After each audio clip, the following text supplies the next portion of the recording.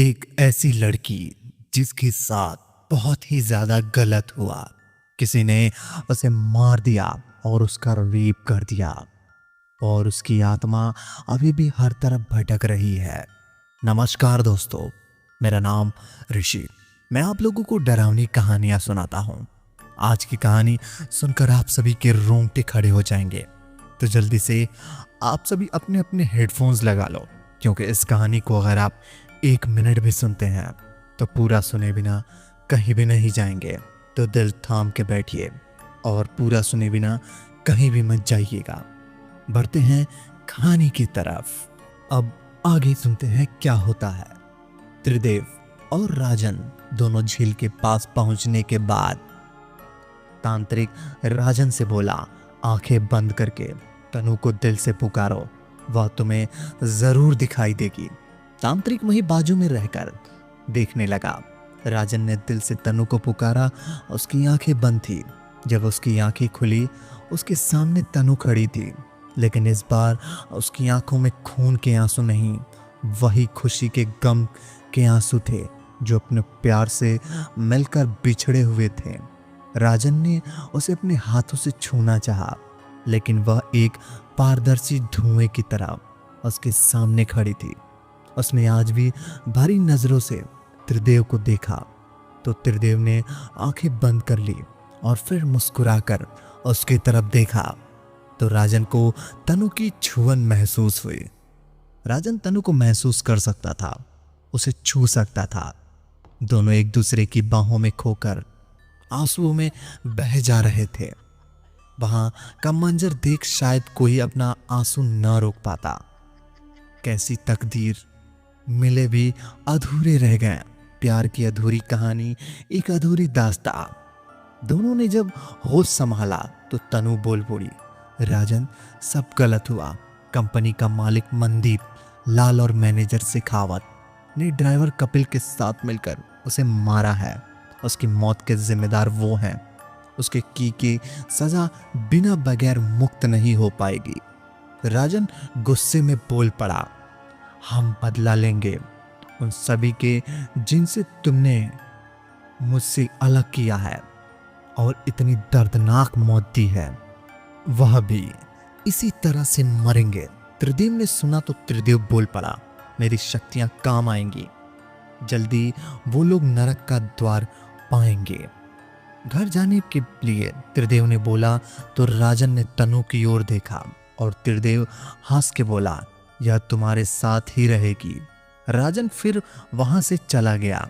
घर में जाकर देखा तो तनु वहां पहले से मौजूद थी। उसका इंतजार किए राजन दौड़ के उसके पास गया और बोला, तनु, तुम मेरे साथ हो हमारे घर में। तनु ने अपना सिर हिलाया। बहुत दिनों बाद दोनों साथ में, लेकिन दूर भी रूह के जिस्म में। इधर त्रिदेव ने अपना काम पूरा किया। झील के किनारे तनु की लाश जिसमें थी, वह पानी में जाकर उसे सूटकेस के बाहर लाकर उसके जमीन के अंदर दफनाया, ताकि काम पूरा होने के बाद वह तनु की लाश को अंतिम क्रिया कर्म करके राजन के हाथों से, और वह घर चला गया। दूसरे दिन राजन की आंखें खुली। उसने अपने सामने तनु को पाया। उसे देख रही थी। राजन मुस्कुराते हुए उसके माथों को चूमा और बोला, हर सुबह खास है अगर तू पास है। लेकिन जैसे ही उसे अस्तित्व की पहचान हुई, एहसास हुआ, वह मायूस हुआ कि तनु जिंदा नहीं है। तनु की बात को बदलते हुए कहा, तुम आज मेरे ऑफिस चले जाना, वहां मैं साथ रहूंगी। राजन तैयार होकर तनु के ऑफिस के लिए निकल पड़ा। वह काफी दूर था बस्ती से, हालांकि उसे सब ऑफिस में जानते थे। वहां जाकर शेखावत से मिलने गए, बात की। शेखावत ने उसे बुलाया। तनु की वहां राजन देख सकता था और वो मौजूद थी। टेबल के अंदर तनु की नजर जैसे ही शेखावत पे पड़ी, उसकी आंखों से अंगारे निकलने लगे। शेखावत को वहां ठंडा मन महसूस होने लगा। राजन की ओर देखा और बोला, अब क्यों आए हो यहां? क्या चाहिए? तनु राजन से बोली, बिना शेखावत के ऊपर नजर हटाए, इससे कहो तनु का पता चल गया है। तुम लोगों ने उसे जा रहे हो, तुम उसे लेने जा रहे हो।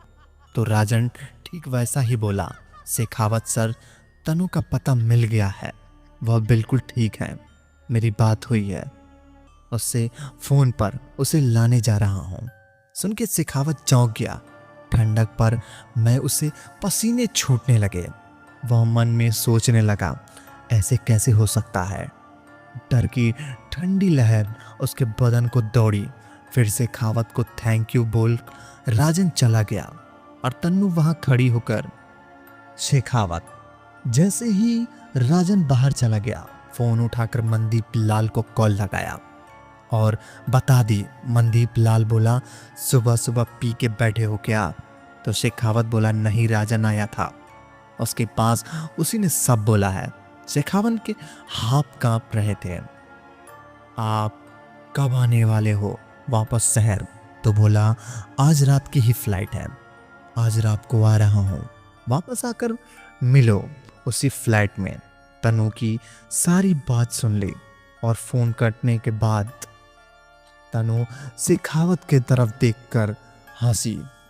उसके कान के पास आकर बोली, शेखावत अब तुम मरोगे। आवाज जैसे ही शेखावत सुनी, वो उठ खड़ा हो गया, आसपास देखने लगा, उसे कोई दिखाई नहीं दिया। शेखावत ने पूछा, कौन है यहाँ? उस तनु की रूप दिखाई दिया, जो बहुत ही भयानक रूप में दिख रही थी। वो शेखावत के नजर आने लगी। जैसे ही उसने तनु की ऊपर पड़ी, उसके मुंह से चीख निकल गई, तुम तो मर चुकी हो, ऐसे कैसे हो सकता है? मुझे माफ कर दो, मैंने अपनी जान की भीख मांगता हूं, मुझे छोड़ दो, उसने किया है सब। न जाने कितनी लड़कियों को अपनी हवस का शिकार बनाया है, तुम लोगों ने अब और नहीं, कह के तनु ने शेखावत को दीवार पर पटक दिया। वो जोर से चिल्ला के वहां से भागने की कोशिश करने लगा, लेकिन वो एक जम गया था, न हिल पा रहा था। तनु ने जैसे ही टेबल पर रखा, पेन उसकी ओर देखा, वह आके शेखावत की आंखों में जाकर लगा। शेखावत की चीख निकल गई। कैबिन के बाहर तो किसी को पता भी नहीं था कि अंदर क्या हो रहा है। शेखावत की आंखें बाहर आ चुकी थी। उसकी चीख तनु को सुकून दे रही थी, अपनी जान की भीख मांग रहा था। तनु ने उसे हवा में उछालकर खिड़की के बाहर फेंक दिया। जैसे ही राजन ऑफिस के बाहर निकला, पीछे से आकर शेखावत की लाश गिरी। उसने सिर पीछे किया, ऊपर देखा तो तनु का मासूम चेहरा हंसते हुए दिखाई दिया। वो खुश थे, एक अपराधी मारा गया, अब दो की बारी है, जो कि आज रात उनकी आखिरी है। क्या तनु अपना बदला ले पाएगी? क्या राजन को कामयाबी मिलेगी उन सबको वहां पर वापस लाने का? जानने के लिए मिलते हैं अगले भाग में। तब तक के लिए धन्यवाद। अगर कहानी पसंद आई हो तो वीडियो को लाइक और चैनल को सब्सक्राइब कर दो, ताकि हमारी आने वाली कहानियां सबसे पहले आप तक पहुंचे। धन्यवाद।